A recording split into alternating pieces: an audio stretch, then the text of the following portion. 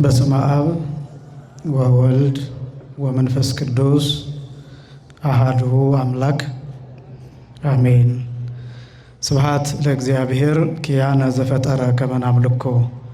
እንሰግድለት ዘንድ እናመልከው ዘንድ እንገዛለት ዘንድ እናመሰግነው ዘንድ የፈጠረን አምላካችን እግዚአብሔር የባህሪ ምስጋና ለእርሱ ይሆን። ስብሐት ለማርያም እመ አምላክ እግዝእትነ ወመድኃኒትነ። መድኃኒታችን መመኪያችን ለምትሆን ለእናታችን ለንጽሕት ቅድስት ድንግል ማርያምም የጸጋ ምስጋና ለእርሷ ይሆን። ስብሐት ለመስቀለ ክርስቶስ ዕፀ መድኃኒት ኃይልነ ወፀወንነ። ኃይላችን አምባችን መጠጊያችን ጋሻችን ለሚሆን በቀራንዮ ለተተከለ መድኃኒት ለሚባል ለክርስቶስ መስቀልም የጸጋ ምስጋና ለእርሱ ይሆን። እስካሁን ስንነጋገር እንደቆየነው ደግሞ ከዛሬ ጀምሮ እንደ እግዚአብሔር ፈቃድ ስርዓተ ቅዳሴን የቤተክርስቲያኒቱ ዋና ልብ የሚባለው ትንፋሽ የሚባለውን አገልግሎት የስርዓተ ቅዳሴን ትምህርት የምንቀጥል ይሆናል። እንግዲህ ከዛ በኋላ በእርግጥ ይሄ ሰፊ ነው። የሚነሱ ጥያቄዎችን ደግሞ ከዚህ ጋር አያይዞ በጥያቄዎቹ ስርዓተ ቅዳሴውን የምንከልሰው ይሆናል። እንግዲህ የስርዓተ ቅዳሴ ትምህርትን ከማየታችን በፊት በእርግጥ ብዙዎቻችሁ አሁን የስርዓተ ቅዳሴ ትምህርት ሲባል ቶሎ ብላችሁ ያው አሐዱ አብ ቅዱስ ከሚለው ጀምሮ እንድንጀምር የሚጠብቅ ሰው እንደሚኖር አስባለሁ። ግን ከዚያ በፊት የስርዓተ ቅዳሴ አንደኛው የቤተክርስቲያን አገልግሎት ምን ተብሎ ነው የሚከፈለው የሚለውን እሱን አሳይና ከዚያ ስርዓተ ቅዳሴ በመሰረቱ መጽሐፍ ቅዱሳዊ ነው ወይ የሚለውን ሐሳብ እሱን ካሳየሁ በኋላ የሚቀጥለው ጊዜ እንግዲህ ቀጥታ ወደ ቅዳሴው ትምህርት የምንገባ ይሆናል ማለት ነው። ይሄ ቅዳሴ ስርዓት ትምህርት የመጨረሻው ነው ማለት አይደለም። እየተሻሻለ እየተነበበ መረጃ እየሰጠንበት እየጨመርንበት እያዳበርንበት የምንቀጥለው ትምህርት ነው የሚሆነው እንጂ በአንድ ጊዜ ብቻ ተምረን የምናቆመው ትምህርት አይደለም። ወደ ስርዓተ ቅዳሴው ከመምጣቴ በፊት የቤተክርስቲያን አገልግሎት መደቦች የሚባሉት ምን ናቸው የሚል በአራት የተከፈሉ ነጥቦችን እነሱን ማስቀመጥ እፈልጋለሁ። ምክንያቱም አንዳንዶቻችን የቤተክርስቲያን አገልግሎት ሲባል አንዳንዱ ኪዳን ብቻ የሚያውቃለ፣ አንዳንዱ ቅዳሴ ብቻ የሚመስለው ሰው አለ። የቤተክርስቲያን አገልግሎት በዋናነት በአራት ይከፈላሉ። በዋናነት ነው ያልኩት። እያንዳንዳቸው ብንዘረዝራቸው በጣም ብዙ ሊሄዱ ይችላሉ። ለምሳሌ የመጀመሪያው አገልግሎት የቅኔ ማህሌት አገልግሎት ነው። የመጀመሪያው አገልግሎት የምን አገልግሎት አልኳችሁ? የቅኔ ማህሌት አገልግሎት የመጀመሪያ። ሁለተኛው የሰዓታት አገልግሎት። የምን አገልግሎት አልኳችሁ? የሰዓታት አገልግሎት። ሶስተኛው የኪዳን አገልግሎት። የምን አገልግሎት? የኪዳን። አራተኛ የቅዳሴ አገልግሎት። አራተኛ የምን አገልግሎት? የቅዳሴ። እነዚህ አራት የአገልግሎት አይነቶች አሉ። የመጀመሪያው የቅኔ ማህሌት አገልግሎት ነው። ይሄ የቅኔ ማህሌት አገልግሎት ሲባል በጣም ብዙዎቻችን አሁን የምናስበው ይሄ ማህሌት አገልግሎት ሲባል ቶሎ ብሎ ከበሮ፣ ጸናጽል እነዚህ ነገሮች ናቸው ትዝ የሚሉን። ብዙዎቻችን በክብረ በዓል ማህሌት ስለምናደርና በጽጌ ማህሌት ስለምንቆም አገልግሎት እሱ ብቻ የሚመስለን ሰዎች አለ። እኔ በጣም በእውነት ለመናገር አዲስ አበባ ውስጥ እንደ ቅኔ ማህሌት አገልግሎት የተጎዳ አገልግሎት የለም ብዬ አስባለሁ። ይሄ አድማጭ የሌለው በደንብ የሚረዳው የሌለ በዚያም አገልግሎት ዙሪያ ያሉ ባለሙያዎች እኔ ያሳዝኑኛል አዲስ አበባ ውስጥ እውነት ለመናገር። ለምን እንደሆነ ታውቃላችሁ? አገልግሎቱ በጣም ሰፊ ነው። እኛ የምናውቀው የጽጌ ማህሌትን አገልግሎት ነው። አሁን ይሄ 5 እሁድ 6 እሁድ እነዚህ ማህሌት በሚቆምበት ጊዜ አበባ እየያዝን እንመጣለን፣ አብረን እሽክም ምናምን እያልን እናድራለን። መልካም ነው፣ እሱን እየነቀፍኩ አይደለም። ከዛ በኋላ ግን የለም ማህሌት። ከዛ በኋላ አለ ሰው የለው። መዝሙር ከዛ በኋላ ይቆማን ሰው የለው። እና ማህሌታውያኑ የሚያሳዝነው ደግሞ ይሄ በጽጌ ማህሌት እና በክብረ በዓላት የማህሌት አገልግሎት እኛ እንመጣና እናጣብባቸዋለን። አንዳንዶቹ ቦታቸውን ሁሉ ለቀው እኛ ቦታቸው ላይ እንቆማለን። እንግዳ ይመጣን፣ ብዙ ሰው ይመጣን፣ ቦታቸውን ይሻማቸዋል። እነሱ ማህሌቱን ብቻቸውን ሆነው ተቆጣጥረውት የነበረው ሌላ እንግዳ ሲመጣ ይለቁና ኩምሽሽ ብለው ዳር ይቀመጣሉ። እና በጣም የተጎዳ አገልግሎት ነው ይሄ ቅኔ ማህሌት አገልግሎት። እውነት ለመናገር በጣም ሰፊ የሆነ አገልግሎት የሚሰጥበት በቤተክርስቲያን ረጅም ሰዓት የሚወስድ ረጅም ጊዜ የሚጠይቅ ሞያ የሚጠይቅ ብቃት የሚጠይቅ አቅም የሚጠይቅ ጉልበት የሚጠይቅ ኢነርጂ የሚወጣበት ኃይል የሚወጣበት አገልግሎት ማለት የቅኔ ማህሌት አገልግሎት ነው። የቅኔ ማህሌት አገልግሎት ለምሳሌ ይሄ የቅኔ ማህሌት አገልግሎት በብዙ ክፍሎች ይከፈላል። ለምሳሌ የዋዜማ አገልግሎት ይባላል። የዋዜማ አገልግሎት ተብሎ የሚጠራው ከክብረ በዓሉ በፊት የሚደረግ አገልግሎት ነው። እሱ ዋዜማ ሲባል አሁን ቀለል አድርገን እናስባታለን። የማህተው አገልግሎት አለ፣ የመግቢያ አገልግሎት ከዋዜማው አስቀድሞ የሚባል፣ ከዛ ዋዜማው ውስጥ ደግሞ የተለያዩ ቅኔያት እየተደረጉ የሚደረግ አገልግሎት አለ። ከዛ ደግሞ እንደገና ግና የሚባል አለ በውስጡ። ይሄ አገልግሎት ከተገለገለ በኋላ ሌሊት እንደገና የክብረ በዓሉ አገልግሎት ወይም የማህሌቱ አገልግሎት ስቡሕ ወውዱስ ዘሳረረ ኩሎ ዓለም በአሐቲ ቃል ተብሎ ይጀምራል። እንግዲህ ይሄ የራሱ የመልኩ አለ፣ ቁም አለው፣ ጸናጽል ቁም አለው፣ መረግድ አለው፣ ከዛ ዚቁ አለ፣ ዚቁ እንዲሁ። እነዚህ ካለቁ በኋላ የምልጣን አገልግሎት፣ የስመ ለዓለም አገልግሎት እንደየቀኑ እንደየዕለቱ እንደየክብረ በዓሉ እነዚህ አገልግሎቶች አሉ። በጣም አድካሚና ከባድ የሆነ አገልግሎት ነው። ምራቅ መዋጥ፣ ትንፋሽ መዋጥ የማይቻልበት አገልግሎት፣ በጣም ከባድ አገልግሎት የሚባለው የቅኔ ማህሌት አገልግሎት ነው። የዋዜማ አገልግሎት፣ የክብረ በዓል አገልግሎት። ይሄ ብቻ እንዳይመስላችሁ እናንተ አስተውላችሁት የማታውቁ የአብይ ጾም አገልግሎት አለ። የአብይ ጾም አገልግሎት ለምሳሌ እንደየቦታው ሊለያይ ይችላል። ከዘወረደ ጀምሮ እስከ ኒቆዲሞስ ድረስ ከሰኞ እስከ ዓርብ ለምሳሌ ከጠዋት ጀምሮ እስከ ቀኑ 6 ሰዓት ድረስ ጾመ ድጓ ይቆማል። ጾመ ድጓ ይቆማል። በጣም ብዙዎቻችን አሁን ውጪ ነው የምናውቀው። በቃ ከበሮ ካልጮኸ የቅኔ ማህሌቱ አገልግሎት የተገለገለ አይመስልንም። የቁም ዜማ አገልግሎት አለው፣ የጥሬ ዜማ የሚባለው። እንደገና የዝማሜ አገልግሎት አለው፣ ልብ የሚስብ ልብ የሚጎትት አገልግሎት አለው። የቅኔ ማህሌት አገልግሎት በጣም ሰፊ የሆነ እሁድ ለምሳሌ መዝሙር ሲባል ትሰማላችሁ። ብዙዎቻችን መዝሙር ሲባል ቶሎ ወደ አይምሮአችን የሚመጣው ዘማሪያኑ የሚዘምሩት መዝሙር ነው። ይሄ አማርኛው መዝሙር ነው ወደ አይምሮአችን የሚመጣው። ግን መዝሙር የሚባለው ሌሊት በቁም ዜማ የሚባል፣ ከዛ በዝማሜ የሚዘመም፣ ከዛ በጸናጽል በቁም በመረግድ በጽፋት የሚባል የቅዱስ ያሬድ ድርሰት ከድጓው የወጣ ርዕስ የሆነ መዝሙር የሚባለው እሱ ርዕስ የሆነ ማለት ነው። ምስባኩ የሚወጣው በመዝሙሩ ነው፣ የቅዳሴው ምስባክ። ወንጌሉ የሚወጣው በመዝሙሩ ነው፣ የቅዳሴው ወንጌል የሚወጣው የሚነበበው። ምንባባቱ መልእክቶቹ የሚወጡት በመዝሙሩ ነው። ቅዳሴው የሚቀደሰው ቅዳሴ ከ14ቱ ቅዳሴያት አንዱ የሚወሰነው በመዝሙሩ ርዕስነት ነው። ከዛ ስብከቱም የሚወሰነው በመዝሙሩ ነው ባደረው። ለምሳሌ የፊታችን እሁድ አምላክ ፍጹም ይባላል። አምላክ ፍጹም በህላዌሁ በሚል መዝሙር ርዕስ ነው ቅዳሴ ላይ የሚቀደሱት ነገሮች የሚመረጡት የሚነበቡት በዚህ መዝሙር አማካኝነት ነው። ከዚህ ውጪ አይቀደስም። ከዚህ ውጪ ምንባብ አይነበብም። የቅኔ ማህሌት አገልግሎት በጣም ሰፊ የሆነ አገልግሎት ነው። ግን እኛ ጎድተነዋል። እኛ የጎዳነው ምንድን ነው? ወደ መድረክ ወደ አውደ ምሕረት ስንመጣ እሱን እንሸፍነዋለን። ለምሳሌ በቅዳሴ ጊዜ ያለ አገልግሎት አለ። የቅኔ አገልግሎት ክብርኢቲ የሚባል አለ። ከዛ ዕጣነ ሞገር የሚባል አለ። ዝማሬ የሚባል አለ። እነዚህ 3 አገልግሎቶች አሉ። በጣም የሚደንቃቸው የክብርኢቲ የሚባለው የቅኔ አገልግሎት ቅዳሴ ተቀድሶ ወደ መጨረሻው አካባቢ ስጋው ደሙ ልንቀበል ድርገት ከመውረዱ አስቀድሞ ዲያቆኑ ጸልዩ በእንቲአነ ካለ በኋላ ማህሌት ሆኖ የሚል ሰው አልሰማችሁ? ላታስተውሉት ትችላላችሁ። ክብርኢቲ ይባላል። 4 ቤት ነው። መስቀል የሚባለው የመስቀል ሐሳብ የሚደርስበት ነው። መስቀል ስንት ፊደል ነው? መስቀል ስንት ፊደል አለ?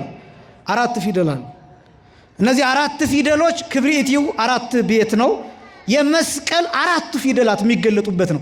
ነገረ ክርስቶስ ብቻ ነው በቅኔው የሚካተተው፣ የክርስቶስ መከራ ብቻ። የክብርኢቲ ተብሎ በሚጠራው ዜማ ማለት ነው።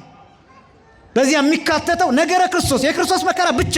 ከመስቀል ውጪ ከክርስቶስ መከራ ውጪ ቀራኔው ላይ ከተፈጸመው ነገር ውጪ መቀኘት አይቻልም። ወርቁ ግዴታ የክርስቶስ መከራ መሆን አለበት። ክብርኢቲ ይሄ የቅኔ ማህሌቱ አገልግሎት ነው። በጣም አስደናቂ ነው። ከዛ ክብርኢቲው ደግሞ እሱ ከተዘመመ በኋላ ዝማሬ የሚባል አለ። ያ ይቃኛል። ይሄ ዝማሬ ደግሞ የሚባለው ህብስት ወይን ብሎ የጌታን ስጋና ደም ቁርባኑን የሚገልጥ አገልግሎት ነው። የቅኔ ማህሌቱ አገልግሎት ዝማሬ ተብሎ ይጠራል። ከዛ ደግሞ ዕጣነ ሞገር ይባላል። 11 ቤት ነው። ዕጣነ ሞገር ማለት ጸሎት ማሳረጊያ፣ ዕጣን ማሳረጊያ የመጨረሻ ማለት ነው። በእውነት የአባቶቻችን በረከት በሁላችንም ላይ ይደርብን። የቅኔ ማህሌት አገልግሎት በጣም ሰፊ ነው። እንድታውቁት ያህል በአብይ ጾም እሁድ ከምሽቱ 1 ሰዓት ጀምሮ ሌሊቱን ሙሉ መወድስ እየተቀኙ እግዚአብሔርን እያመሰገኑ ዳዊቱ እንደው በአብይ ጾም መጨረሻ ላይ ይሄ ሆሳዕና እሁድ ሊሆን ዓርብ ማለት ነው 150 ዳዊት በአንድ ቀን ይዘለቃል በመርጌቶቹ። ይሄን ታውቃላችሁ? 150 ዳዊት ነው የምላቸው። የተጽዕኖ 150 ዳዊት 150 መዝሙር ከሌሊት ጀምሮ እስከ ቀኑ 6 ሰዓት ድረስ ሙሉ እየተስተዛዘለ እየተሰማ በጆሮአቸው ያልቃል። በድጋሚ ሊቃውንቱ በረከት በሁላችንም ላይ ይደርብን። እኛ ያንን አገልግሎት ወደ ኋላ ስላደረግነው እኛ ስለሸፈነው እንዳይታይ አድርገዋል። በእርግጥም ደግሞ ማህሌት ውስጥ ያሉ አንዳንድ ደግሞ ትዕቢተኞች ይኖራሉ። እውነት እግዚአብሔር እነሱን ያስተካክላቸው። አንዱ ትልቁ ችግር ይሄ ነው። ሰባኪው ብልጥ ይሆንና ወደ ውጭ ወጥቶ ያኛውን ይሸፍናል። እነሱ ደግሞ ሰባኪውን፣ ስብከቱን፣ ወንጌሉን ይንቁና መሀል ላይ ይሄ አለመጣጣም አይነት ነገሮች ይፈጠራሉ እንጂ እኛ የውስጡን ወደ ውጭ ብናወጣው የውጭውን ደግሞ እነሱ በደንብ ቢረዱት በጣም ወርቅ የሆነ አገልግሎት፣ ብርሃን የሆነ አገልግሎት መስጠት ይቻላል። የቅኔ ማህሌት አገልግሎት በቤተክርስቲያን በጣም ሰፊውን ቦታ የሚይዝ ነው። ማድነቅ ማክበር ይገባን። በድጋሚ ሊቃውንቱን እግዚአብሔር ይጠብቅልን። የመጀመሪያው የቅኔ ማህሌት አገልግሎት። ሁለተኛው የሰዓታት አገልግሎት የሚባለው ነው። የሰዓታት አገልግሎት በሶስት የሚከፈል ነው። በስንት የሚከፈል ነው አልኳችሁ? በሶስት የሚከፈል ነው። የመጀመሪያው የሰዓታት አገልግሎት የሚባለው ረጅሙ አብ ወልድ ወመንፈስ ቅዱስ ተዳዴሆሙ ለአጋንንት ተብሎ የሚጀመርበት አገልግሎት የሰዓታት አገልግሎት የመጀመሪያው ረጅሙ፣ ወይም እንደየቦታው ሊለያይ ይችላል። አትቦ ተነሳ ብሎ የሚጀምራል እንደ ደብረ አባይ ስርዓት። ያው ቤተክርስቲያኒቱ ሀብታም ስለሆነች ብዙ አይነት ባህልና ስርዓት አላት። ሰዓታት የሚባለው እሱ ነው። ሁለተኛው ክፍል ግን ለምሳሌ ሰዓታት የማይቆምበት ጊዜ ከሆነ በተለያየ ምክንያት እንደ ቦታው የሰው ኃይል እጥረት ቢኖር፣ እንደ በዓል የማይደርስ ቢኖር፣ ማህሌት ቀጥሎ የሚቆም ቢሆን ሚካኤል ሊቀ መላእክት ተብሎ የሚጀመር እንደዚሁ የሰዓታት ክፍል አለ። ከዚሁ ከረጅሙ ክፍል የተወሰደ ነው። ይሄም ደግሞ ጊዜ ቢያጥር ከዚህም በታች ተፈሥሒ ማርያም ተብሎ የሚደርስ አገልግሎት አለ። የዘወትር አለ፣ የዕለተ ሰንበት አለ፣ የፋሲካ የብቻው አለ። በጣም እኮ ሀብቷል። የቤተክርስቲያን ሀብቷን እኮ አታውቋትም። በእውነት ወጣቶች ወንድሞችና እህቶች አስደናቂ ነው። ይሄ በአጠቃላይ የሰዓታት አገልግሎት ተብሎ ይጠራል። ይሄ ታምረ ማርያም ማንበብ፣ ድርሳነ ቅዱስ ሚካኤል፣ ድርሳነ ቅዱስ ዑራኤል፣ ድርሳነ ቅዱስ ገብርኤል እነዚህን ማንበብ በሰዓታት አገልግሎት ውስጥ የሚካተት ነው። ከዛ ሶስተኛው የኪዳን አገልግሎት ተብሎ የሚጠራ ነው። የኪዳን አገልግሎት የሚባለው በሶስት የሚከፈል ነው። አሁንም በስንት የሚከፈል ነው? በሶስት የሚከፈል። የመንፈቀ ሌሊት ኪዳን የሚባል አለ፣ የነግ ኪዳን የሚባል አለ፣ የሰርክ ኪዳን የሚባል አለ። በሶስት እያንዳንዱ ሶስት ምዕራፍ ሶስት ክፍል አለው እያንዳንዱ። ይሄ ኪዳን ተብሎ ይጠራል። የኪዳን አገልግሎት ከቅዳሴ በፊት የሚደርስ ወይም ጠዋት ይደርስና ቅዳሴው ከሰዓት ከሆነ ደግሞ ቅዳሴው ይጠበቃል።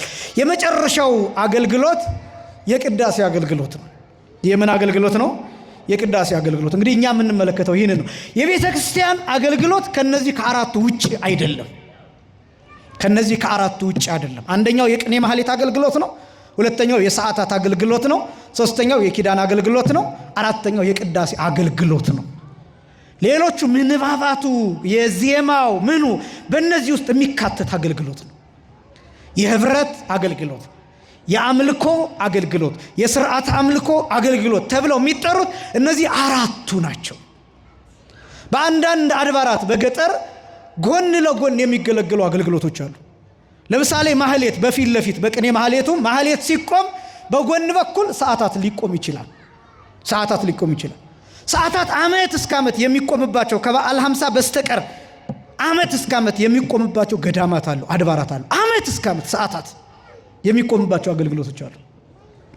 ይሄ ማህሌቱ ደግሞ እኛ እንዳልኳችሁ ከበሮው ጸናጽሉን ብቻ ስለምናይ እንጂ ስብሐተ ነግ ተብሎ ሳይቋረጥ በየቀኑ ለምሳሌ እንደነ ቅዱስ ላሊበላ፣ እንደነ ደብረ ሊባኖስ፣ እንደ አክሱም ጽዮን፣ እንደ ጎንደር ያሉ አድባራት እንደዚህ አይነት ቦታዎች ዓመት እስከ ዓመት ሳይቆረጥ ስብሐተ ነግ ይደርሳል። እንደው በጣም አስደናቂ ነው። ዓመት እስከ ዓመት ነው የምላችሁ። ውዳሴ ማርያም ዜማ እየተባለ ሳይቋረጥ እኛ በቁጥር ማድረስ በአማርኛ ማድረስ ያቅተናል። እነሱ በዜማ በየቀኑ በዜማ ያደርሱታል። ለዛውም ቤተክርስቲያን ብቻ አይደለም፣ እንደገና ተመልሰው ጉባኤ ቤት ደግሞ ማታ ያው በዜማ ይደርሳል። ለዛውም የሰባቱ ዕለታት በዜማ ይደርሳል። መልካ ማርያም መልካ ኢየሱስ ይደርሳል። ይሄ መሐረና አብ የሚባለው በኮቪድ ጊዜ ስንጸልየው የነበረው የምህላ ጸሎት፣ አልፎ አልፎ እዚህ በጳጉሜ የምናደርሰው ጸሎት እሱ በየጉባኤ ቤቱ በየቀኑ ይደርሳል። እና እንደው በጣም ሰፊ እንደሆነ እንድታውቁት ያስፈልጋል። ቢያንስ ማወቅ መቻል፣ መረዳት መቻል። ጸሎቱን እንኳን ባናደርሰው ጸሎቱን የሚያደርሱን ሰዎች ማወቅ ያስፈልጋል። ይሄ የቤተክርስቲያን አገልግሎት በጣም ወርቅ እጅግ በጣም ብዙ የሆነ አገልግሎት ነው። የቅዳሴ አገልግሎትን በተመለከተ አሁን ቅዳሴ የሚለውን ቃል ልናገርና መጽሐፍ ቅዱሳዊ መሆኑን ላሳይ። ቅዳሴ ማለት ይመስላችኋል? ምን ማለት ይመስላችኋል? ትርጉሙ እስኪ የሚነግረኝ እንደው እንዲገባችሁ ላስጨንቃችሁ አይደለም፣ ግን እንዲገባችሁ እንዳትረሱት። ቅዳሴ ማለት ምን ማለት ነው? አማርኛውን በሉ ብትባሉ እግዚአብሔርን ማመስገን። ጥሩ። ሌላስ? እሺ ቅዳሴ ሲባል ምን ማለት ይመስላችኋል? ቅዳሴ ሲባል በጣም ጥሩ። እግዚአብሔር ያክብርልን። ቅዳሴ ማለት ሰማችሁ አይደለም? ለየ ማለት ነው። 5 አይነት ትርጉም አለው። ቀደሰ የሚለው ግስ 5 ትርጉም አለው። አንደኛው አመሰገነ። አንደኛው ምን አላልኳቸው? አመሰገነ። ሁለተኛው አከበረ። ቀደሰ ማለት አከበረ። ምን አላልኳቸው? አከበረ። ሶስተኛው አጸና። ምን አላልኳቸው? ሶስተኛው አጸና። አራተኛው አነጻ። ምን አልኳቸው? አምስተኛው ደግሞ ለየ። ምን አልኳቸው? ለየ። ቀደሰ የሚለው በእነዚህ በ5 ትርጉም ይተረጎማል። ቅዳሴ የሚለው ጥሬ ዘር ተብሎ ይጠራል። ቀደሰ ከሚለው የወጣ ግስ ነው። ስለዚህ 5ቱን ነገሮች ያሟላል። አንደኛ ቅዳሴ ማለት አመሰገነ ከሚለው ወጥቶ ከሆነ ቀደሰ ምስጋና እንለዋለን። ስለዚህ ቅዳሴ ማለት የመጀመሪያ ምን ማለት ነው? ምስጋና። ያዙ በደንብ። ቅዳሴ ማለት ምን ማለት ነው? ምስጋና። ሁለተኛው ደግሞ ቅዳሴ አከበረ፣ ቀደሰ አከበረ ከሚለው ሲወጣ ቅዳሴ ማለት ክብር ማለት ነው። ሁለተኛው ምን ማለት ነው? ክብር። መጀመሪያ ምን ማለት ነው ብያቸዋለሁ?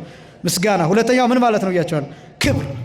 ሶስተኛው ደግሞ ቀደሰ ማለት አጸና አልኳቸው። ስለዚህ ቅዳሴ ማለት መጽናት ማለት ነው። ምን ማለት ነው አልኳቸው? መጽናት። የመጀመሪያው ምንድን ነው ብያቸዋለሁ? ምስጋና። ሁለተኛው ምንድን ነው ብያቸዋለሁ? ክብር። ሶስተኛው መጽናት። ምን ማለት አልኳቸው? መጽናት። አራተኛው ቀደሰ አነጻ ነው። ስለዚህ ቅዳሴ ማለት መንጻት ማለት ነው። ምን ማለት ነው? መንጻት ማለት ነው። አራተኛው። አምስተኛው ቀደሰ ለየ ነው።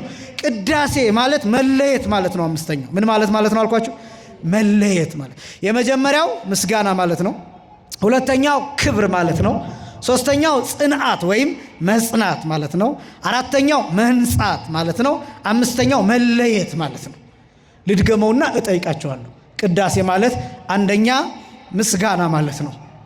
ሁለተኛ ክብር ማለት ነው። ሶስተኛ ጽንዓት ማለት ነው። በዚህ የያዙት ጽንዓት ማለት ነው ሶስተኛ። አራተኛ መንጻት ማለት ነው። አምስተኛ መለየት ማለት ነው። ቅዳሴ ማለት አንደኛ ምን ማለት ነው አልኳቸው? ምስጋና። ሁለተኛው ምን ማለት ነው አልኳቸው? ክብር። ሶስተኛው ምን ማለት ነው? ጽንዓት። አራተኛው ምን ማለት ነው? መንጻት። አምስተኛው ምን ማለት ነው? መለየት። እስኪ ድገሙት አንድ ጊዜ። ቅዳሴ ማለት ምስጋና፣ ሁለተኛ ክብር፣ ሶስተኛ ጽንዓት፣ አራተኛ መንጻት፣ አምስተኛ መለየት። እነዚህ 5 ነገሮችን የያዘ ነው ቅዳሴ ማለት። ግዕዝ ስለሆነ መተርጎም ስላለበት ነው። እኛውን በጥንቱን ያሁን ገጠር በነበርኩበት ጊዜ ቅዳሴ ብለን ስንጠራ በተለይ በልጅነታችን ዜማውን ሁሉ ቅዳሴ ብለን ነው የምንጠራው። ለምሳሌ አንድ ሰው የሆነ ቦታ ሄዶ ወረብ ቢል እየቀደሰ ነው የምንለው። ምን እያልን ነው? እያዜመ ነው ማለታችን። ስለዚህ ቅዳሴ ሲባል በጣም ብዙዎቻችን ከሌላው ነገር ልክ ነው። ቅዳሴ ምስጋና ማለት ስለሆነ ማህሌቱ ራሱ ቅዳሴ ተብሎ ሊጠራ ይችላል። ሰዓታት ማለት ምስጋና ማለት ስለሆነ ሰዓታቱ ራሱ ቅዳሴ ተብሎ ሊጠራ ይችላል። ኪዳን ማለት ምስጋና፣ ውል፣ ስምምነት ማለት ስለሆነ ቅዳሴ ተብሎ ሊጠራ ይችላል። ኮንቴክስቱ ይወስነዋል፣ አውዱ ይወስነዋል። በጣም ጥንቃቄ የሚያስፈልገው ለዚህ ነው። እኛ የምንማረው ስርዓተ ቅዳሴ ብለን የጠራ ነው። ለዚህ ነው በ4 ስሞች ይጠራል። ይሄ ቅዳሴ አሁን ብለን የምንማረው በ4 ስሞች ይጠራል። አንደኛ ስርዓተ ቅዳሴ ይባላል። ሁለተኛ ጸሎተ ቅዳሴ ይባላል። ሶስተኛ ጸሎተ አኮቴት ይባላል። አራተኛ ስርዓተ ቁርባን ወይም ጸሎተ ቁርባን ተብሎ በእነዚህ በ4 ስሞች ይታወቃል። እኛ የምንማረው ስለዚህ ነው። ይሄ ቅዳሴ የሚባለው የቤተ ክርስቲያኒቱ አገልግሎት የቤተ ክርስቲያኗ ልብ ነው። እስኪ በሉ የቤተ ክርስቲያኗ በሉ ልብ ነው በሉ። የቤተ ክርስቲያኗ አንጎል ነው። የቤተ ክርስቲያኗ ሴንትራል ነርቨስ ሲስተም ነው ቅዳሴ ማለት። የቤተ ክርስቲያኗ ሲፒዩ ነው። ልክ ለአንድ ኮምፒውተር ሴንትራል ፕሮሰሲንግ ዩኒት የሚባል እንዳለው ዋና ሁሉን የሚያንቀሳቀስ ከኪቦርዱ ጋር የሚያገናኝ ከምታዙት ጋር የሚያገናኝ መልእክት የሚቀበል ውሳኔ የሚሰጥ እንዳለ ሁሉ የቤተ ክርስቲያኒቷ ልብ የሚባለው ቅዳሴ ነው። የቤተ ክርስቲያኒቷ ትንፋሽ የሚባለው ቅዳሴ ነው። በቃ እነዚህ አሁን የቅኔ ማህሌት አገልግሎት፣ የሰዓታት አገልግሎት፣ የኪዳን አገልግሎት እነዚህን ዘረዘርን አይደል? ማሰሪያው ቅዳሴ ነው። መጠቅለያው ቅዳሴ ነው። የሺ ፍልጥ ይላሉ አባቶቻችን። ማሰሪያው ምን ይላሉ? ልጥ ይላሉ። የቅኔ ማህሌቱ ሺ ምስጋና፣ የ150ው መዝሙረ ዳዊት ምስጋና፣ የቅዱስ ያሬድ እልፍ አእላፍ እንደ ውሃ እንደ ጎርፍ እንደ ፏፏቴ የሚፈሰው ምስጋና ማሰሪያ ቅዳሴ ነው። ቅዳሴ ከሌለ አገልግሎት ሁሉ ከንቱ ነው የሚሆነው። ልብ ነው የቤተ ክርስቲያኒቷ ልብ ነው ቅዳሴ። ለምንድን ነው የቤተ ክርስቲያኒቷ ልብ የሆነው ቅዳሴ ቢባል በቅዳሴ ውስጥ የሚዘጋጅ ነገር አለ፣ ውጤት አለ። ምን አለ አልኳችሁ? ውጤት፣ የሚሰራ ነገር አለ። በተግባር የሚገለጥ በስራ የሚገለጥ ነገር አለ። ምናዘጋጀው ምናመጣው ስጋና ደም አለ። ልክ ቅዳሴው ሲያልቅ የምንፈልገው አንድ ውጤት አለ። ያ ውጤት ምንድን ነው? ህብስቱ ተለውጦ ስጋ መለኮት የሚሆንበት፣ ስጋ ወልደ እግዚአብሔር የሚሆንበት፣ ወይን ተለውጦ ደመ መለኮት ደመ ወልደ እግዚአብሔር የሚሆንበት ሂደት እንፈልጋለን። ለምሳሌ አንድ ሐኪም መድኃኒት ይሰጣል። ምን ይፈልጋል? ከበሽታው ተፈውሶ የጤንነት ለውጥ ማየት ይፈልጋል። አንድ ሐኪም ይህን ማድረግ ይፈልጋል። አንድ ሐኪም ወይም አንድ ላቦራቶሪስት በላቦራቶሪ የሚፈልገው አንድ ውጤት ይኖራል። ያንን ፕሮሰስ አድርጎ መጨረሻ ላይ የሚጽፈው አንድ ሪዘልት መኖር አለበት። የኛ የቅዳሴያችን ሪዘልት ምንድን ነው ከተባለ የጌታን ስጋና ደም ማግኘት ነው። በጣም አስደናቂ የሆነ ሂደት ነው። መጨረሻ ላይ ማየት የምንፈልገው፣ መጨረሻ ላይ መቀበል የምንፈልገው፣ መንካት የምንፈልገው፣ መብላት የምንፈልገው፣ መጠጣት የምንፈልገው አንዳች ነገር አለ። ፕሮሰስ የምናደርገው አንዳች ነገር አለ። ቅዳሴ ማለት እሱ ነው። ስለዚህ የቤተክርስቲያኒቷ ልብ የሚባለው ይሄ ነው። ለምን ደግሞ የቤተክርስቲያኒቱ ልብ ተባለ ቢባል ልብ ባትናገሩ እንኳን ያወራል። ልብ ቃል ባይወጣ እንኳን ማሰብ አያቆምም። ልብ ቅዳሴ ማለት ሙሽራይቱ ቤተክርስቲያን ከሙሽራዋ ከክርስቶስ ጋር በልብ የምታወራበት ነው። በምን የምታወራበት አልኳቸው? በልብ የምታወራበት፣ ሙሽራዋን በፍቅር ቃል የምትጠራበት፣ እወድሃለሁ የምትልበት ጊዜ ነው። የኪዳን ቀለበት የኪዳን ደም የሚደረግበት ነው። ወደፊት በዝርዝር እናየዋለን። መጀመሪያ ይህን የምነግራችሁ ክብደት እንድትሰጡት ነው። እንደ ቅዳሴ ያለ አገልግሎት በቤተ ክርስቲያን ውስጥ ሌላ የለም። ማህሌት የማይቆምባቸው አብያተ ክርስቲያናት አሉ። ማህሌት የማይቆምባቸው እንዳልኳቸው የቅኔ ማህሌትን አግዝፌ ያሳይቻለሁ። ቅኔ ማህሌት አያስፈልግም አይደለም እያልኩ ያለሁት፣ ግን ከቅኔ ማህሌት አገልግሎት የሚበልጠው የቅዳሴ አገልግሎት ነው። ቅኔ ማህሌት ሊቀር ይችላል፣ ይቅር አይደለም ሊቀር ይችላል። ቅዳሴ ግን መቅረት አይችልም። ቅዳሴ ሲታጎል ዕዳ ይሆናል። አለመቀደሱ ዕዳ ይሆናል፣ ያስጠይቃል። ፍዳም ጭምር ነው፣ ኃጢአትም ነው፣ መቅሰፍትም ነው። አባቶቻችን በገጠሪቱ ክፍል ቅዳሴ እንዳይታጎል ካህን ፍስክ ቢሆን እንኳን በጧት አይበላም። በምን አይበላም አልኳቸው? በጧት አይበላም ፍስክ ቢሆን እንኳን። ለምን? ቅዳሴ ሊታጎል ቢል ይጠራን፣ እገሌና ተብሏል። መግባት ብቻ፣ ልክ እንደ ወታደር ትጥቁን አዘጋጅቶ መጠበቅ። ና ቅዳሴ ግባ ይባላል። ስለዚህ መብላት የለበትም። የና አቡነ ገሪማ ታሪክ የሚያሳየው ይሄንን ነበር። አቡነ ገሪማ የበሉ እየመሰሉ ግን አይበሉም ነበር። ለዚህ ነው ቀድሰው ሲወጡ አምተዋቸው ጓደኞቻቸው በልተው እንዴት ይቀድሳሉ ተብለው ሲያሳድዷቸው ዛፎች ሁሉ ይከተሏቸው ነበር። ገሪማ አንተ ከሄድክማ እኛ አንተን ተከትለን እንሄዳለን እያሉ ዛፎቹ ድንጋዮቹ ሁሉ ተከተሏቸው ይላል ገድላቸው። በንጽህና ስለነበሩ የአባቶቻችን በረከት በሁላችንም ላይ ይደርብን። ስለዚህ ቅዳሴ የቤተክርስቲያኒቷ ልብ ነው። ከጌታዋ ጋር የምታወራበት፣ ከአምላኳ ጋር የምታወራበት ነው። ቅዳሴ መጽሐፍ ቅዱሳዊ እንደሆነ ላሳያችሁ። ቅዳሴ ሲባል በደንብ መጀመሪያ ወደ አይምሯችሁ እንዲመጣ የምፈልገው ኦሪት ዘጸአት ምዕራፍ 19 ምዕራፍ 20 እና ምዕራፍ 24 እነዚህ ሶስት ምዕራፎች እስኪ በሉ ኦሪት በሉ፣ ዘጸአት ማን አልኳችሁ? በቃ ይሄ ትዝ ይበላችሁ። ኦሪት ዘጸአት ማለት የመውጣት ህግ ማለት ነው። ምን ማለት ህግ ነው አልኳችሁ? የመውጣት ህግ። በነገራችን ላይ ኦሪት ዘጸአት ሙሉ የቅዳሴ አገልግሎት ነው። ሙሉ ነው የምላችሁ። ኦሪት ዘጸአትና ኦሪት ዘሌዋውያን ሙሉ የቅዳሴ አገልግሎትን፣ ስርዓተ መስዋዕትን የሚገልጥ ነው። በቅዳሴ ጊዜ መውጣትን የሚፈልግ ነው። ለምሳሌ እስራኤላውያን ከግብፅ የወጡበትና ወደ ተስፋይቱ ምድር ወደ ኢየሩሳሌም ጉዞ ያደረጉበት ታሪክ አለ በኦሪት ዘጸአት። እሱ ብቻ ሳይሆን መስዋዕት ያቀረቡበት፣ በግ ያረዱበትም ታሪክ ታያላችሁ ኦሪት ዘጸአት ምዕራፍ 12 ላይ። የቅዳሴ አገልግሎት የቅዳሴ ስርዓት ማለት ከግብፅ የምንወጣበት ነው። ከየት የምንወጣበት? ከግብፅ የምንወጣበት፣ ወደ ተስፋይቱ ምድር ወደ ኢየሩሳሌም፣ ወደ ሰማያዊቷ ኢየሩሳሌም ጉዞ ምናደርግበት፣ በሰማይ ያሉ ልብክሙ ልባችሁ በሰማይ ይሁን ተብለን በአዋጅ የምንቀሰቀስበት ነው የቅዳሴ ስርዓት አገልግሎት። ምንወጣበት ነው ከዓለም ስልካችን የሚዘጋበት፣ ልባችን እግዚአብሔርን ብቻ የሚያስብበት፣ ቀጥ ብለን የምንቆምበት፣ ፍጹም እግዚአብሔርን የምናስብበት የተለየ አገልግሎት ነው የቅዳሴ ሰዓት አገልግሎት። ለዚህ ነው ኦሪት ዘጸአት ተብሎ የሚጠራው። ሙሉ ኦሪት ዘጸአት የሚገልጠው ኦሪት ዘሌዋውያን የሚገልጠው ኦሪት ዘሌዋውያን የመስዋዕቱን አቀራረብ ነው የሚገልጠው። የካህናቱን ስርዓት ነው የሚገልጠው። የካህናቱን አለባበስ፣ የካህናቱን አስተላለፍ፣ የካህናቱን ትጥቅ፣ ቅድስናቸውን፣ መለየታቸውን ይገልጣል ኦሪት ዘሌዋውያን። ኦሪት ዘጸአት ደግሞ ወደ መቅደሱ እንዴት እንደምንቀርብ እንዴት እንደምንቀደስ ያሳያል።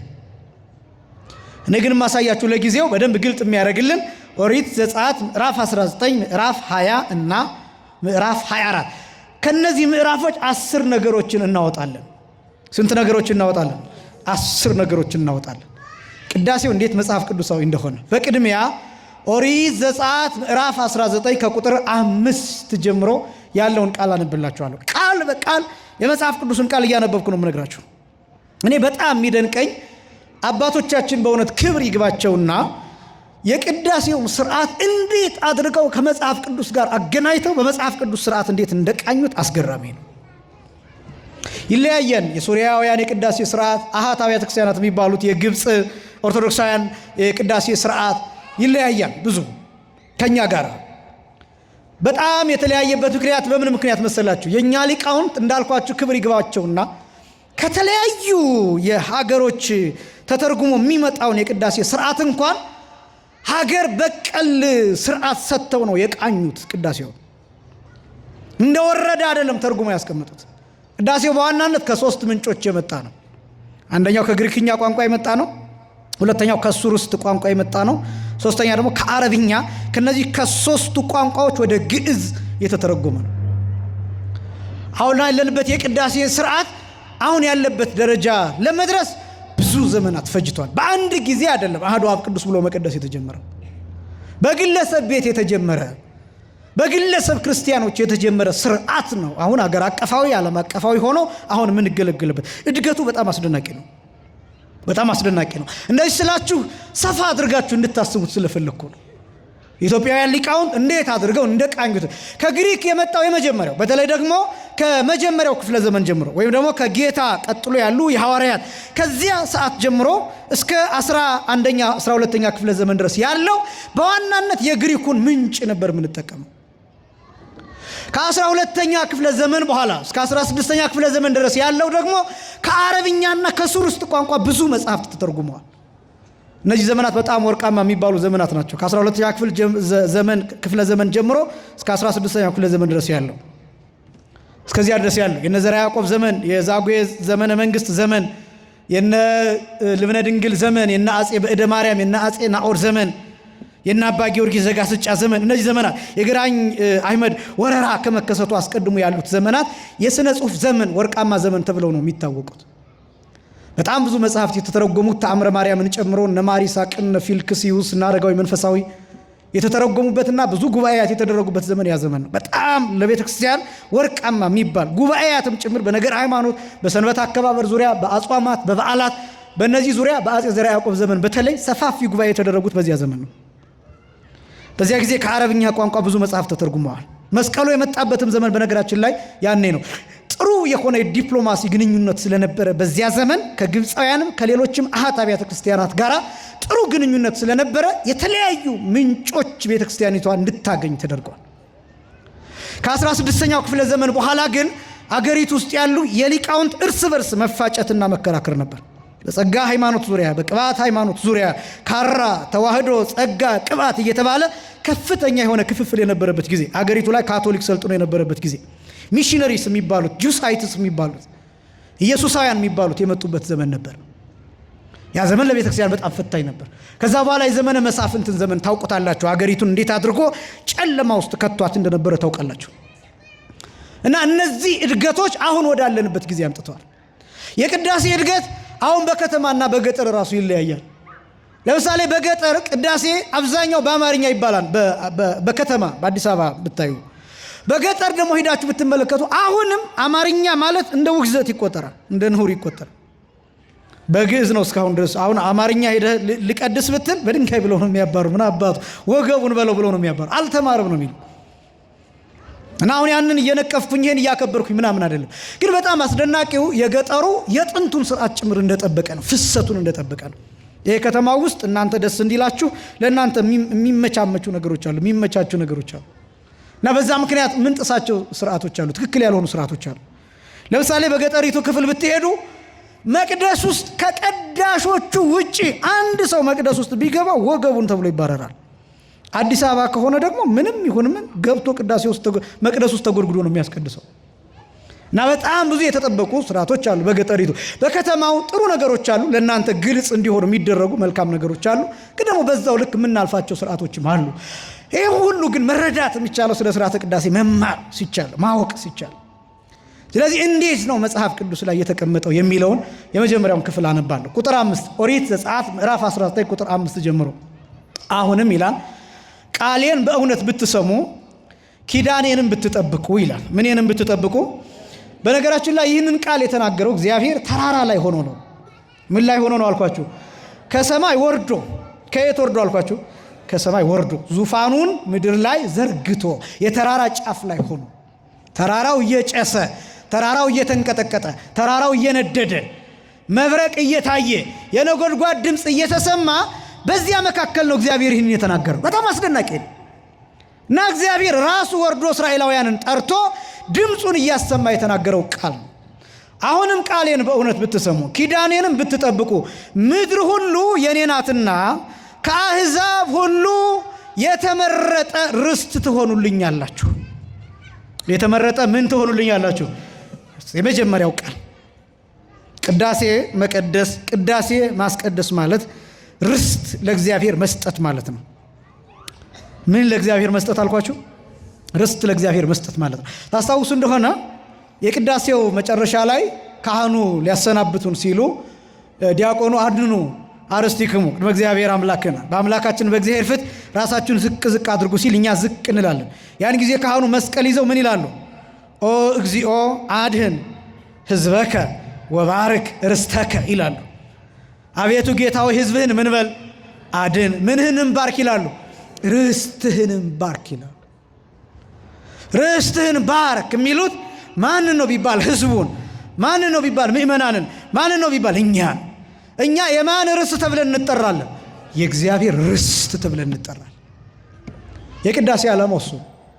ከአሕዛብ ሁሉ የተመረጠ ርስት ትሆኑልኛላችሁ ማለት በዚህ ቅዳሴ እኛ ለእግዚአብሔር ርስት ምን ይሆናል? ይበላል፣ ይታረሳል፣ ይቆፈራል፣ ይዘራበታል፣ የስም መጠሪያ ይሆናል።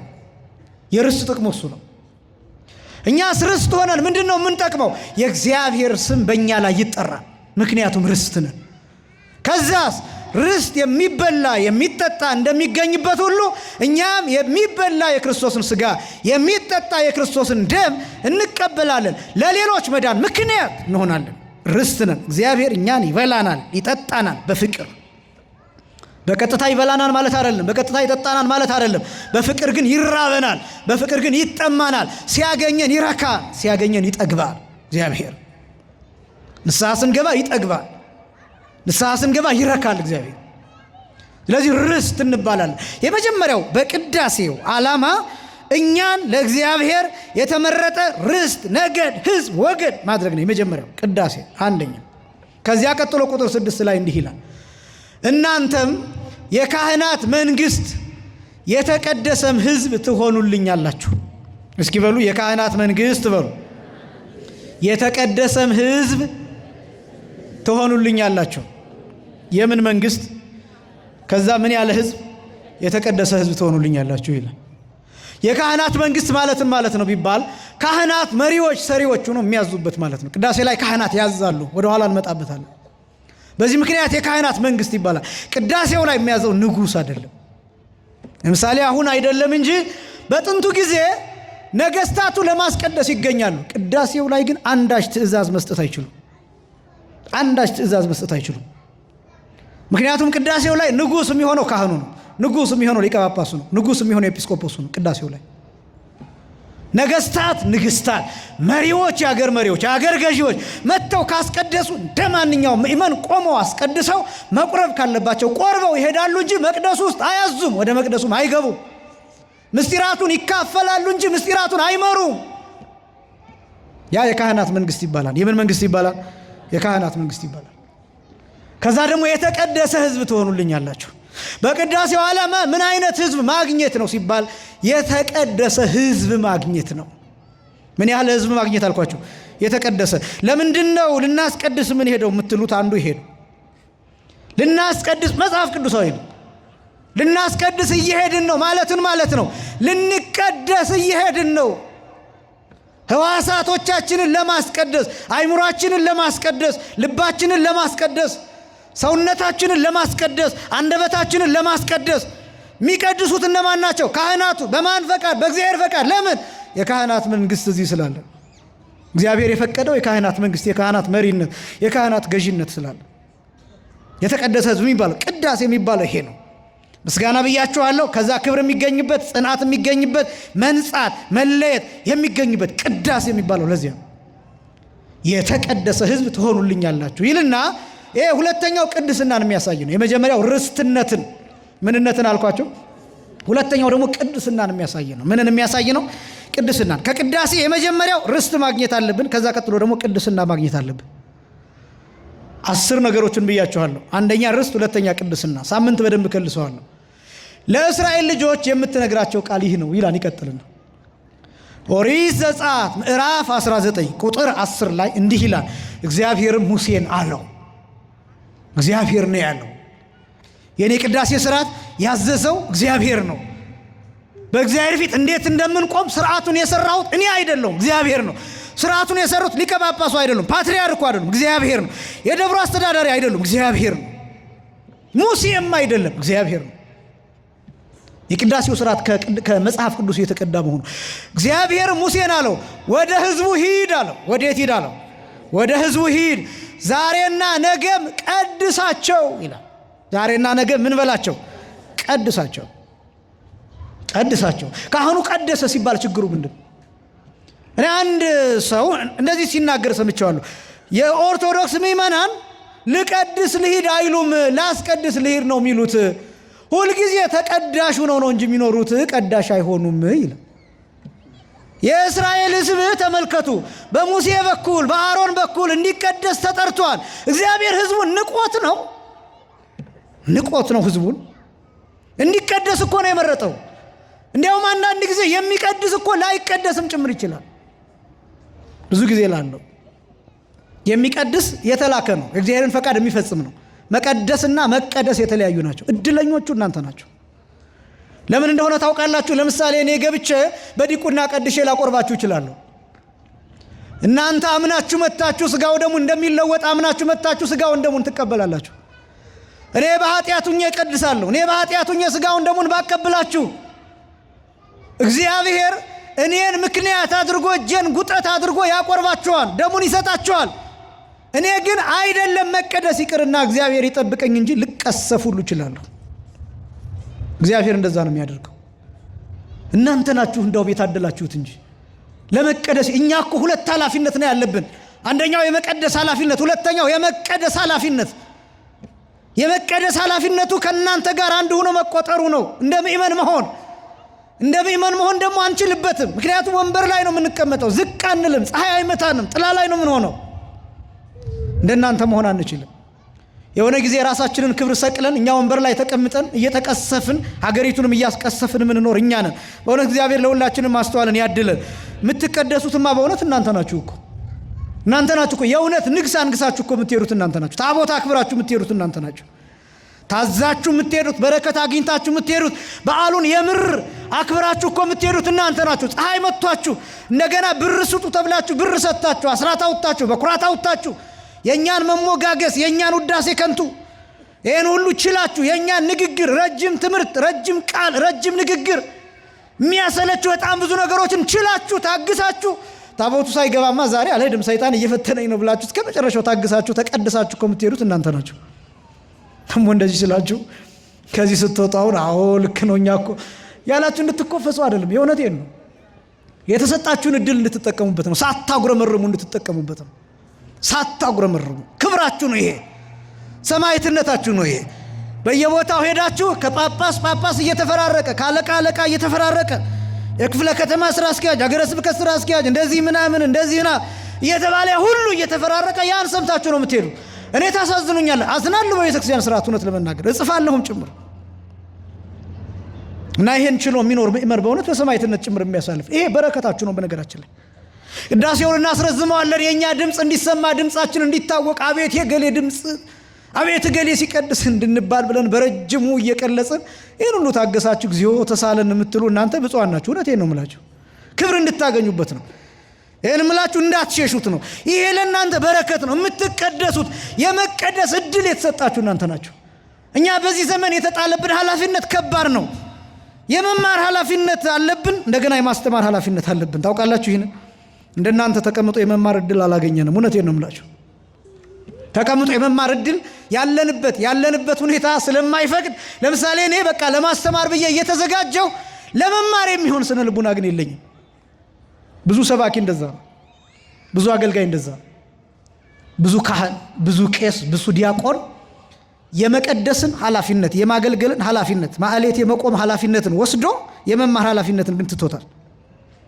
በቃ ቀደሰ ማለት እሱ በቃ የበቃ ነው። በቃ ማዕሌት ቆመ ማለት እሱ በቃ የበቃ ነው። ምስጢሩን ሁሉ አውቆታል።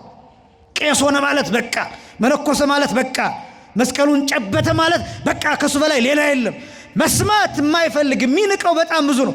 የመማር ኃላፊነቱ የተወሰደበት ያልታደለ ከዛ እንዲህ ተብሎ ሲጠየቅ አባቴ ንስሐ መግባት ፈልጋለሁ በዚህ ሲባል መውጫ መግቢያው የሚጠፋበት ልጁን የንስሐ ልጁን መምከር የማይችል ብዙ ቄስ እንዳለን እናውቃለን። ብዙ እናውቃለን። ይሄ ሁሉ የሆነው ምን እንደሆነ ታውቃላችሁ?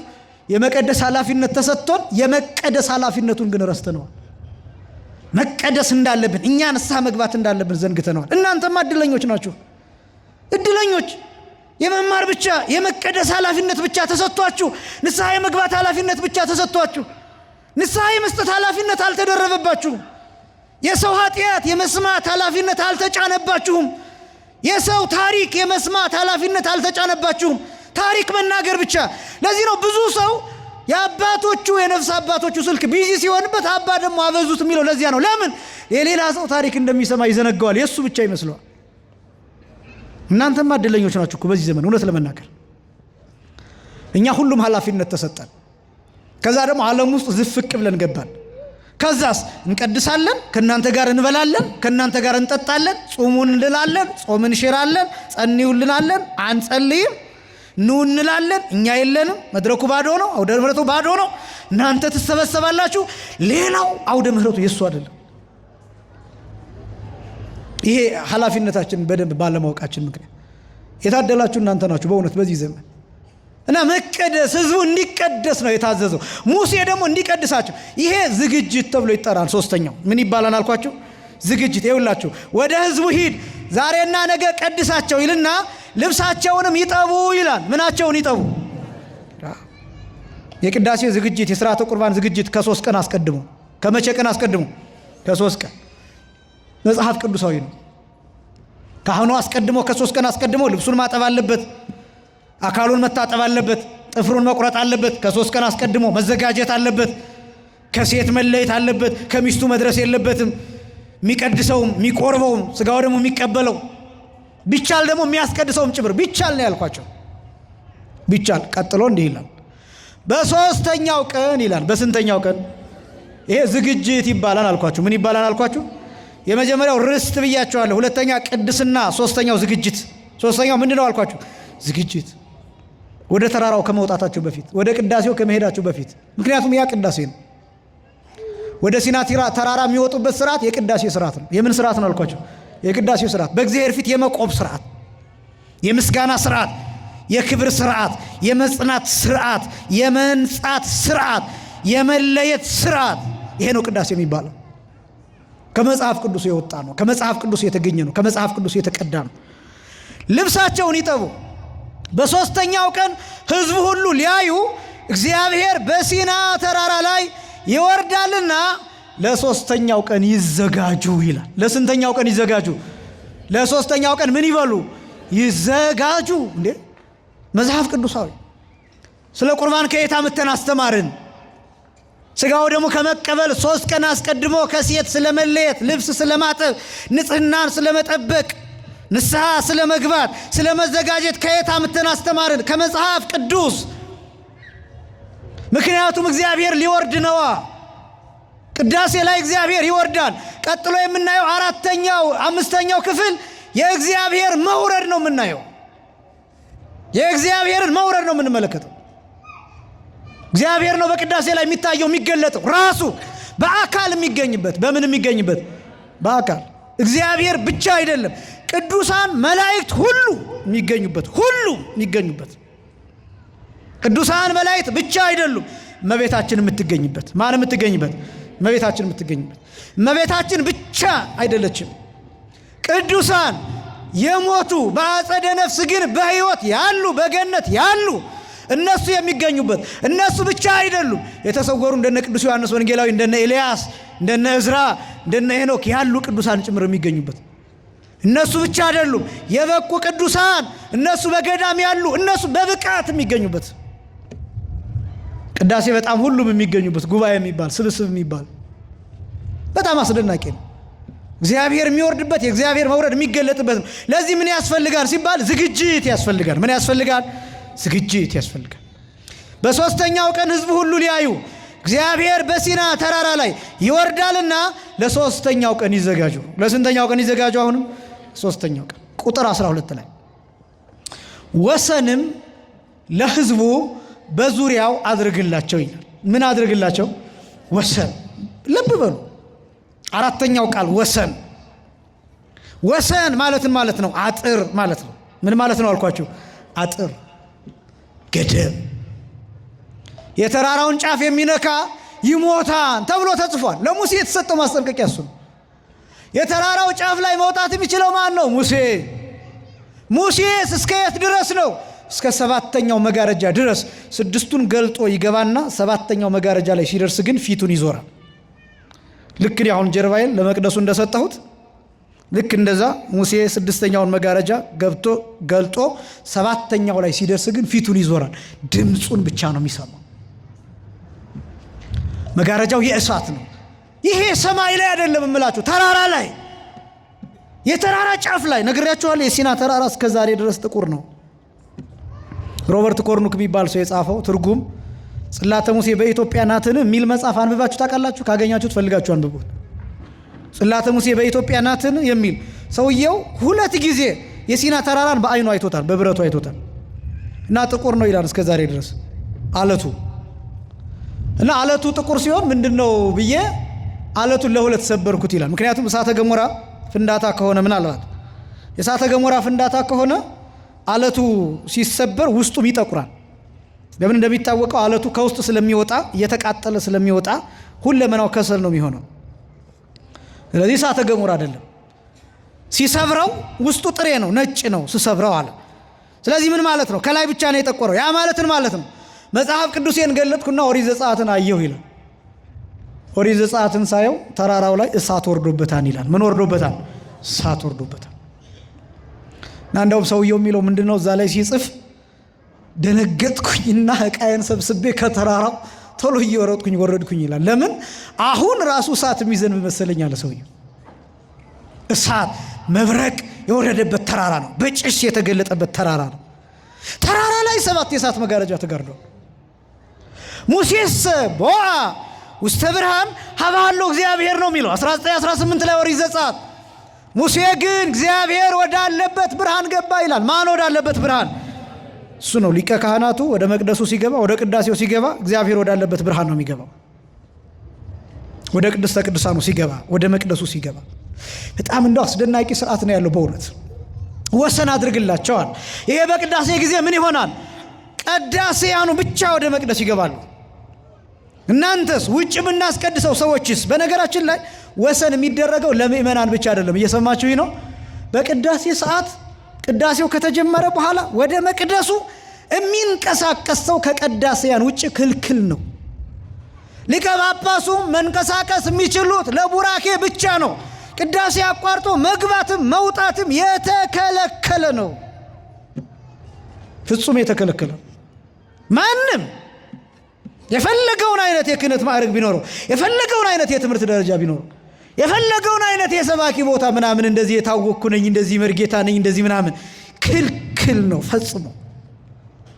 በቃ ይሄ በእግዚአብሔር ፊት የመቆም ስርዓት ነው። ማዕድ እንኳን ይከበራል እኮ ስጋዊ ማዕድ ይከበራል። ልክ ነው። ይሄን ስርዓት የምናፈርሰው እኛው ነን። በእውነት ፈርዶብን፣ በዚህ ዘመን ፈርዶብን።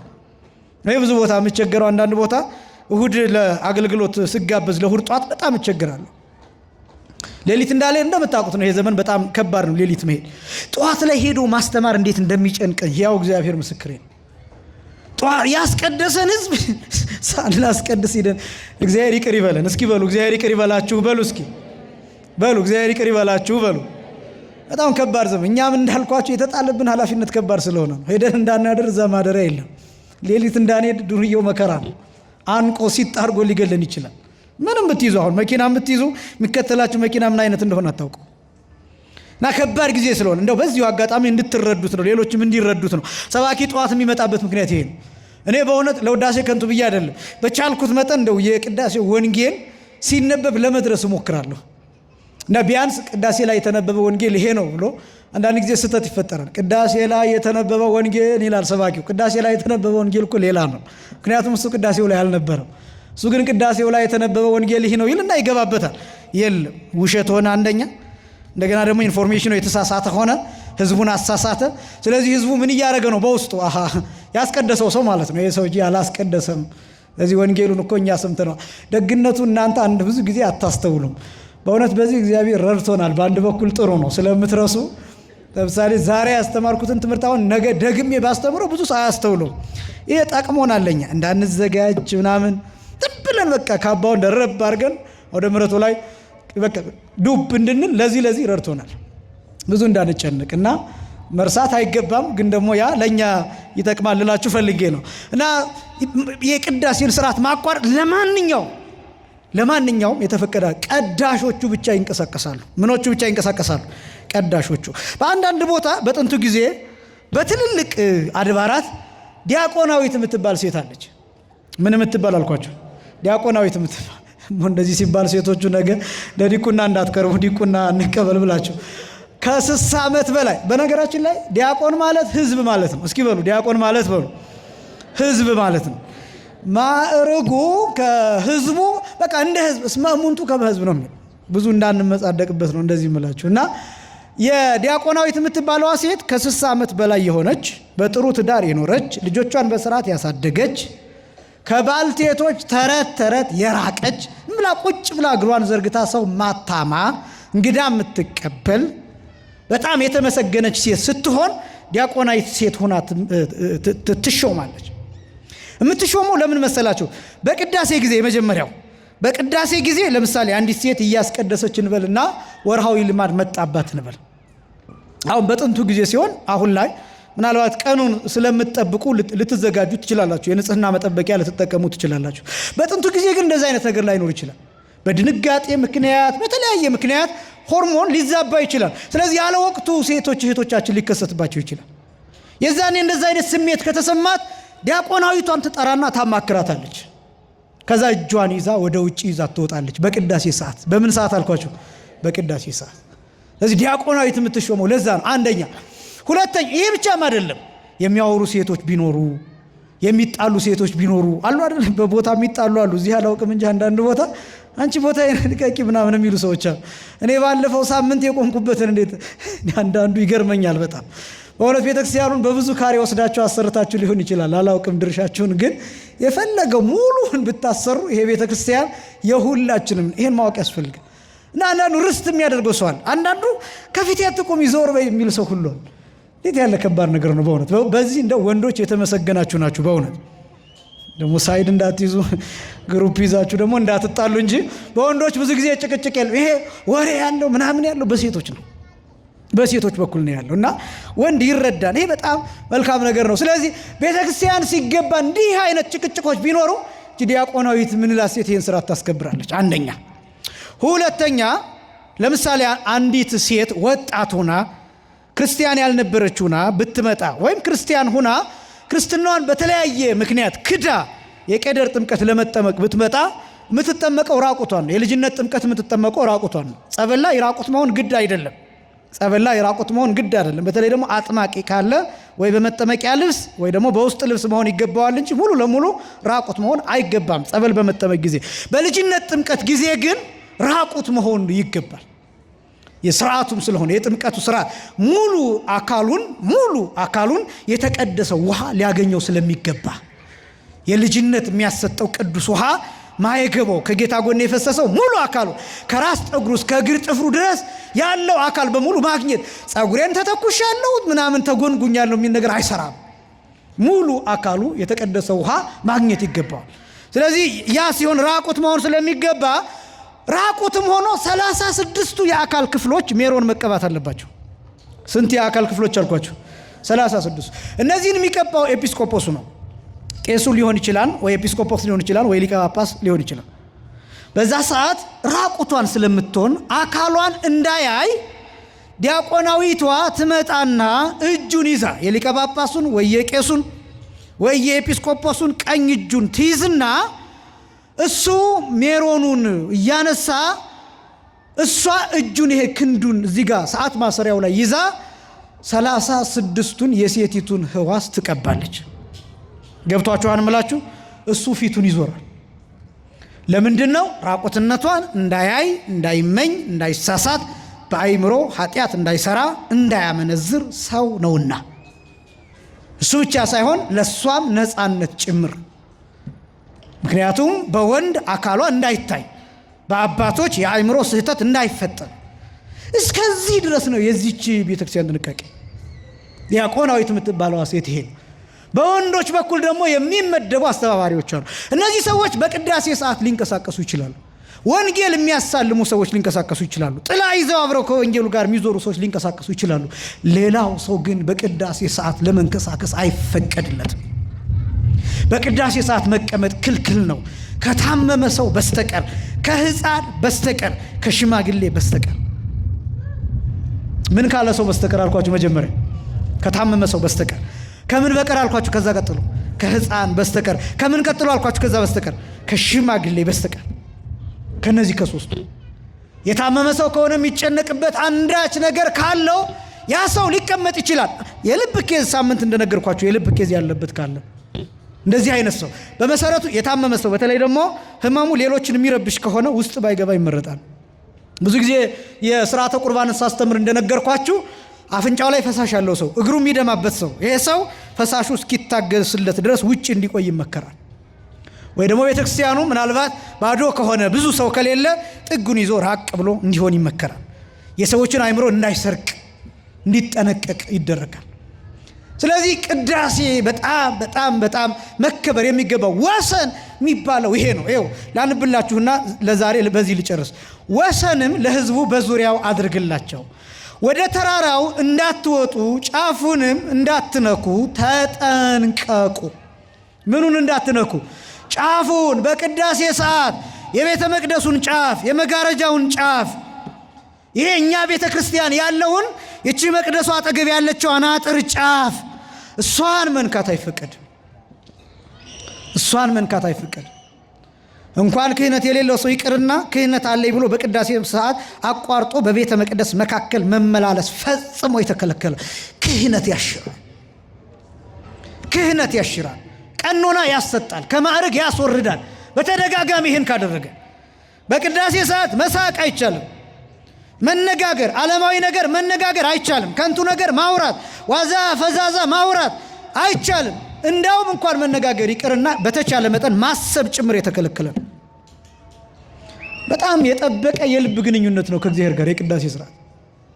ቀጥሎ እንዲህ ይላል፣ ተራራውንም የነካ ፈጽሞ ይሞታል ይላል። ተራራውን የነካ ፈጽሞ ምን ይሆናል? ይሞታል። ወሰን መቀመጥ አለበት፣ ድንበር መቀመጥ አለበት። ከዛስ መጥቶ የቤተ መቅደሱን መጋረጃ ያለ ስልጣኑ የነካ ሰው ይሞታል። ይሞታል ማለት ምን ማለት ነው? ወዲያው አሁን በሐዲስ ኪዳን ተቀስፎ እዛው ጠብ ይላል ማለት አይደለም። ነገር ግን በኃጢአት ይሞታል።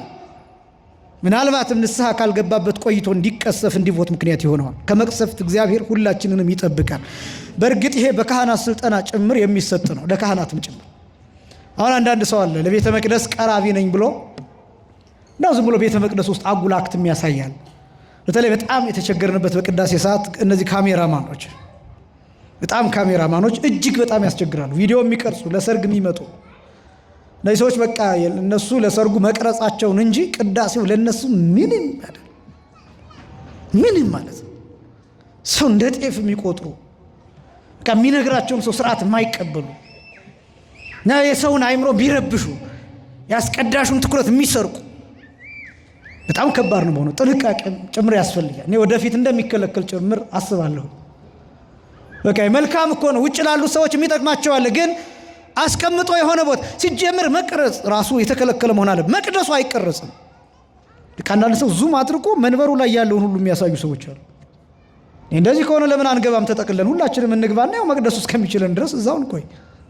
በቃ አንዳንድ ሰው እንደዛ የሚያደርጋል።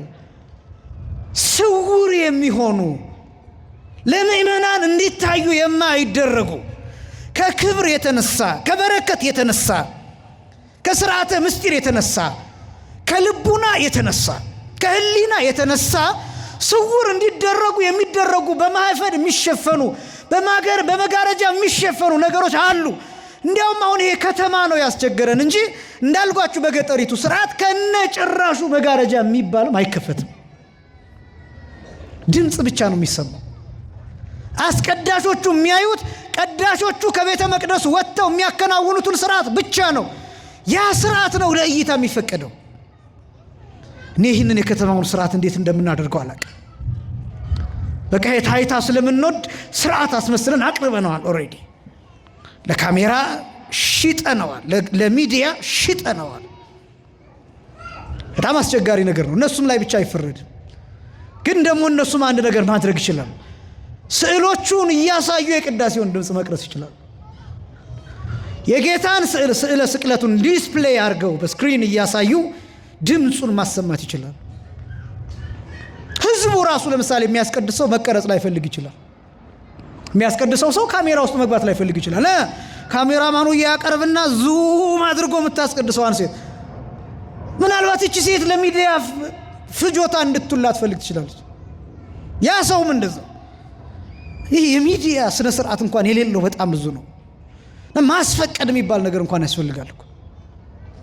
ግና ቅዳሴው አንዱ ስርዓቱ በጣም ዝቅ እንዲል ብዙ ስርዓቶች እንዲጠፉ እየተደረገ ያለው በዚህ በተለይ ደግሞ ወጣቶች ወንድሞቻችን እህቶቻችን የሚዲያ ባለሙያዎች እንደዚህ አይነት ነገሮች ላይ ጥንቃቄ እንደው ሌላው ቢቀር ብትቀርጹ እንኳን እንዳትረብሹ ሆናችሁ ካሜራውን ስታንዱ ላይ አስተካክላችሁ አስቀምጣችሁ እናንተ ከህዝቡ ጋር እኩል ማስቀደስ አለባችሁ እንጂ ውር እያሉ እየወጡ እየወረዱ የሚያስቀድሰውን ሰው መረበሽ አይገባም። ቅዳሴ ላይ ከቀዳሴያኑና ከተፈቀደላቸው ሰዎች ውጪ መንቀሳቀስ አይቻልም፣ አልተፈቀደም። አሁን 4 ነገሮችን አሳየኋችሁ። አንደኛ ርስት አሳየኋችሁ፣ ሁለተኛ ቅድስና አሳየኋችሁ፣ ሶስተኛ ዝግጅት አሳየኋችሁ፣ አራተኛ ወሰን ድንበር አሳየኋችሁ። ቀጣዮችን የሚቀጥለው ጊዜ ጨርሰን ወደሚቀጥለው ክፍል እንገባለን። አንደኛ ምን አልኳችሁ?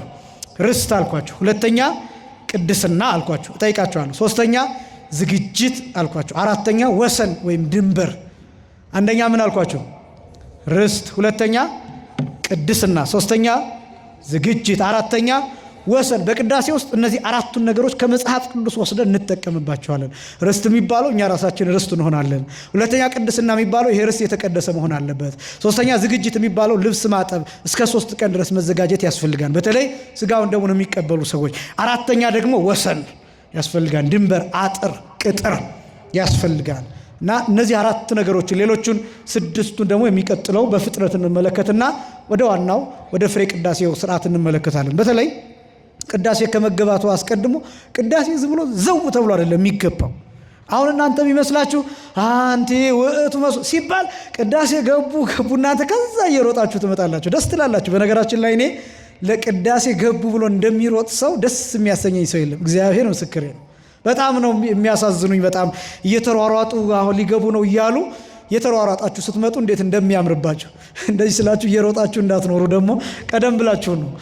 እና በጣም ነው ግን ምን ያህል ጉጉት እንዳለ ማሳየት የሚችል ነው። እና እናንተ ያችነች ድምፅ ማጉሊያው በቃ ወዲያው ኦን ተደርጎ በቃ ይሄ ዜማው ሲጀምር ሃሌሉያ ሲባል ምነባህ ሲባል ያ ይመስላችኋል። ግን ከመጋረጃ ጀርባ ያለውን ዝግጅት ብታዩ ካህናቱ ሲለብሱ እኔ ይቀየሩብኛል። ለምሳሌ እንደዚሁ ያየኋቸው ዲያቆናት ያየኋቸው ቀሳውስት ልክ ልብሰ ተክኖ ለብሰው በቃ ሲያረገርጉ ቤተ መቅደስ ውስጥ ሲራወጡ ሌላ መልአክ መስለው ይታዩኛል። ለእኔ ለራሴ ይገርመኛል በጣም ያ ዝግጅት የተለየ ነው።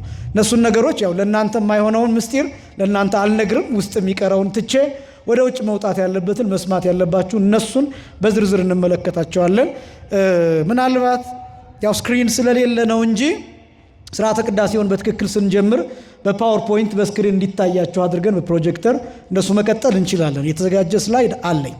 ግን ችግሩ እነዚህን ነገሮች ለመስራት በጣም አስቸጋሪ ነው። የፕሮጀክተር ማስቀመጫ፣ ከዛ ቀጥሎ ደግሞ ከፕሮጀክተሩ ጋር የሚገናኝ ረጅም ኬብል፣ ፕሮጀክተሩንና ላፕቶፑን የሚያገናኝ ረጅም ኬብል ሊያስፈልገን ይችላል። ረጅም ኬብል አንድ እንዳው በትንሹ 5-6 ሜትር ኬብል ፕሮጀክተሩንና ላፕቶፑን የሚያገናኝ እሱ ያስፈልገናል። ከዚያ ቀጥሎ ደግሞ ስክሪን ለእናንተ ሊታይ የሚችል ሰለቅ ያለ በቀኝና በግራ መሆን የሚችል ምናልባት 2 ፕሮጀክተር ነው ሊያስፈልገን የሚችለው። ሌላ ከሌላ ሰው መቀበል ካለብን የኔ አንድ ፕሮጀክተር አለኝ፣ እሱን መጠቀም እንችላለን። ሌላ አንድ ፕሮጀክተር ካስፈለገ እሱን ተጠቅመን እሱን እያያችሁ ሳትጨነቁ እንድትማሩ ማድረግ እንችላለን ማለት ነው፣ ምናልባት አስፈላጊ ከሆነ። እስከዛሬም እሱን ያላረኩት ይሄ ማድከም መስሎ ስለሚሰማኝና ብዙ ዝግጅት ላለማብዛት ነው። ያው ወደ ምህረቱ ላይ ብዙ ነገር ማብዛት ሌላ ሰው እንደማድከም መስሎ ስለሚሰማኝ ማካበድ መስሎ ስለሚሰማኝ ምናምን ነው እንጂ እንደዛ ማድረግም ይቻላል። ስለዚህ ሳምንት እንቀጥላለን። የሳምንት ሰዎች ይበለን። ያስተማረን የአባቶቻችን አምላክ እግዚአብሔር ይክበር ይመስገን። ወስብሐት ለእግዚአብሔር። አሐቲ ድንግል አሐቲ ድንግል አሐቲ ድንግል አሐቲ ድንግል